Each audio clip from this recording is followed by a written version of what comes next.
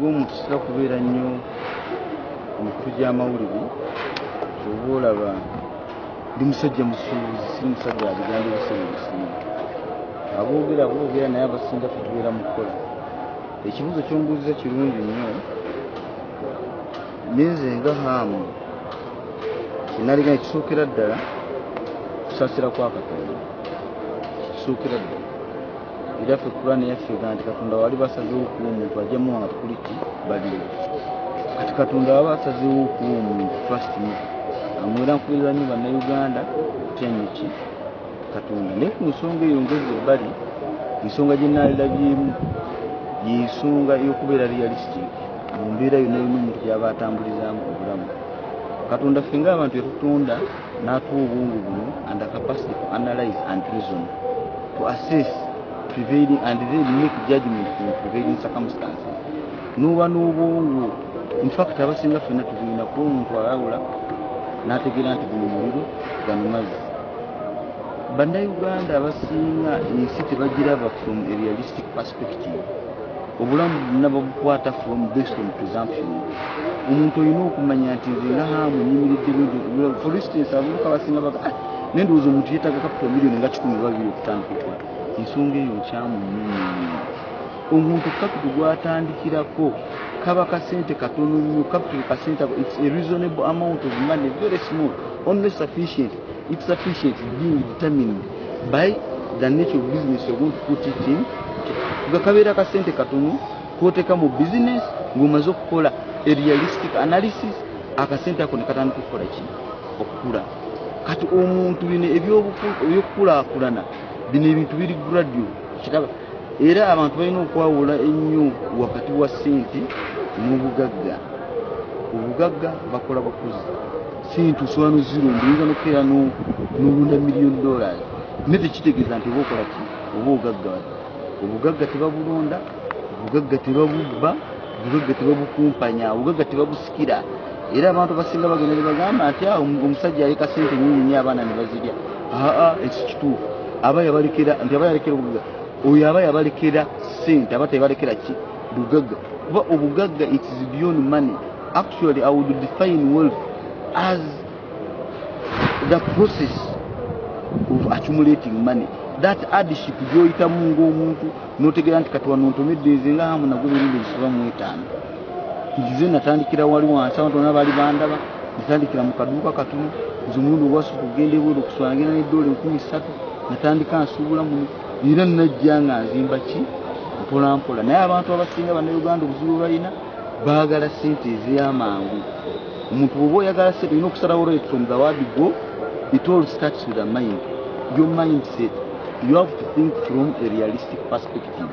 Olina okusalawo nti noonya bugagga oba noonya ki sente. Oba onoonya sente biwulaba nti ddira ate sente ng'omuntu tamanyi zikolesa ekintu ekikyasinze okubeera ekibi mu bulamu.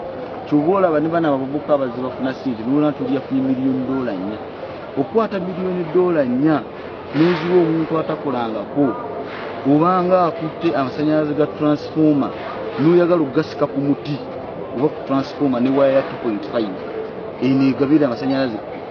Ky'oba olaba bagamba nti transformer ojja kukolesa 240 oba ojja kukolesa 120 ate underground core waya nga y'amaanyi. Tosobola kukwata buli waya butono n'oyagala okusika amasannyalaze ago era ojja kwekanga nga waya esiridde nga ne fuse esiridde. Era ekizibu abaana abo kye bafuna ekisinga okuba ekinini nti kwegamba sente ezigenda ne zimugwako nga tazikwata nko tamanyi wazikolesa. Kwegamba zigenda ogenda okumala okuggwawo nga ne fuse mu bwongo nga takyasobola kuddamu kuthinkinga small. Kuba sente bakola nkola ye ng'alowooleza mu ki mu ddiiro. Nze nga haamu nzize nkola from a realistic perspective, one item at a time. Nzize nzimba era n'omundaba wano nkyazimba nnyina sayiti eno. Naye ojja ku sayiti eno saawa emu ojja kunsangako, ojja ku sayiti eno saawa 7 ogw'ekiro ojja kunsangako. Kuba obugagga tewali abukkulira. Obugagga gwawunuunyanga ki ng'omuntu omulaba gw'omukulira bannayuganda bannange. Ekisookera ddala balekerawo okugaya sente entono ze balina nga capital. Nze ndabye abantu bangi nnyo abatandika nga batandise mpola. Omuntu ayinza okulowooza nti yeetaaga $1,000,000 $2,000,000 okutandika bizinesi. No, ekyo nze nkiwakanyiza ddala nga haamu.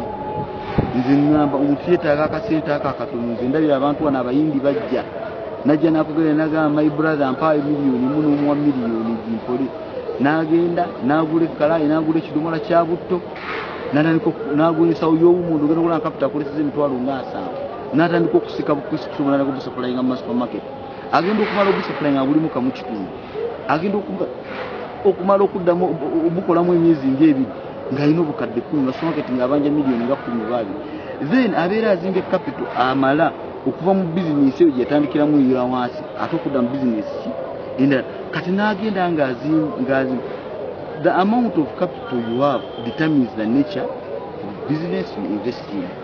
Obeera olina obukadde 5 ate ogenda kwagala kutandika mu bizinesi ya bukadde 2 noonya bizinesi y'obukadde 5 take time gistadinge gitandike mpolampola abantu bana basinga tebagala mirimu mikyafu naye ate nga capital goyina ya determining omulimu goyina okutandikamu okukola okukula n'olwensonga eyo kyempa bannayuganda ekisookera ddala mugezi wempa bannayuganda abavubuka bannange sigamba sijjagamba nti nange nkoze nnyo nayinza okusinziira ku experience gye nyina ng'omuntu kyekisooka balina okwekkiririzaamu ng'abantu ekyokubiri balekerawo okugaya ssente entono zonna zebabeera balina ssente baziwa ekitiibwa ssente bwetagiwa kitiibwa ekyala evaako n'egenda ekyokusatu batandike okutunuulira ebintu nga bwe biri let them look at issues as they are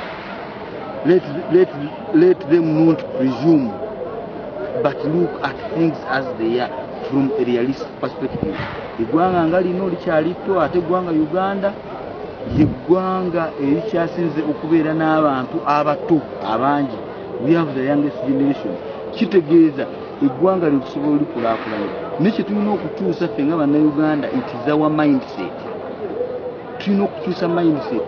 Nze nga hamu bino byonna wadde nkyabikola naye nze nyina ekintu kye neenyumirizaamu era kye njagala okukola inshallah singa Katonda ampapadde obusobozi nimbeera nga akintuusizzaako njagala eba mbudde mu bizinesi zino ngende mu kintu kye bayita agro processing and additional value nga nsobola okugula ku balimi ebintu n'ebiprocessinga kuba nagenza okulaba nyina supermarket naye nagenza okulaba nga almost 90% ebintu tukolesa wano bino byo tubimportinga okuva ki okuva ebweru singa tucreatinga demand y'ebintu by'abalimi tusobola okulaakulanya eggwanga lino naye nga demand eyo tukola processing. We can look at the regional market, domestic market as well as the international market provided ebintu tugenda okuprocessinga birina quality eyeefaananyiriza oba ogezaako okusinga tubimportinga ssaawa zino lwakuba obuzibu tulina nti ekitundu ekyo kikola abantu abasinga bakiyingiramu naye nga tebakitegedde ekintu ekyo naakakikolako research naakakiteekamu obukadde 84 nsindisa abantu e India nasindika abantu e Malaysia kugamba ndabe engeri gye bakikola ne singa tusobola okukola ekintu ekyo nekikiteekamu ssente. In fact that is the future of our nation. Agro processing and additional value singa tucreatinga market ne demand ey'ebintu by'abalimi abali mu byalo ne bana abavubuka bonna n'abali mu abakuba abantu obutayimba abavuga boda bonna kuba balina amataka gye bazaalibwa bonna bajja kuddayo mu byalo bajja kulima era tujja ku exportinga ebintu bingi tubeere nga sente tuzingiza bulungi zobola nga tukola ki nga tuzikulu ene nze ng'omusuubuzi endowooza yange eri nti the only future to Uganda, in fact the solution to Uganda's financial problems, it is agro processing and additional value. Lwakuba kiri capital intensive kyetaaga sente nnyingi nnyo and return on investment is long term. Era Katonda wabeera nsaasidde n'entereza bino byonna byerimu nsuubira eyo direction gy'etunuulidde mbeere kubeera nga neewoozaako ng'omuntu wabula nga ndowooza ku ggwanga lyange okutwaliza Katonda inshallah wananjigila mu bulamu mbeere nange nga nyina kyenkoledde ki eggwanga lyange bino ntandikwadde bino neranzimba bya gavumenti ekisaawe kino obanja kibaddiza naye nga ki project era singa tufuna abantu abalala balina ssente bannayuganda nga balowooleza mu mbeera eyo ey'okugenda mu agroko si mu bulimi kuba tuleke bannayuganda balimi naye ng'osobola obbazimbira silos mwe batereka ebintu byabwe ng'osobola obbakolera processing units and packaging ng'esobola okutwala ebintu nga simusimu soya beans biki nze Uganda yonna twagimapinga dda nakola research nintegeera what products can go for can come from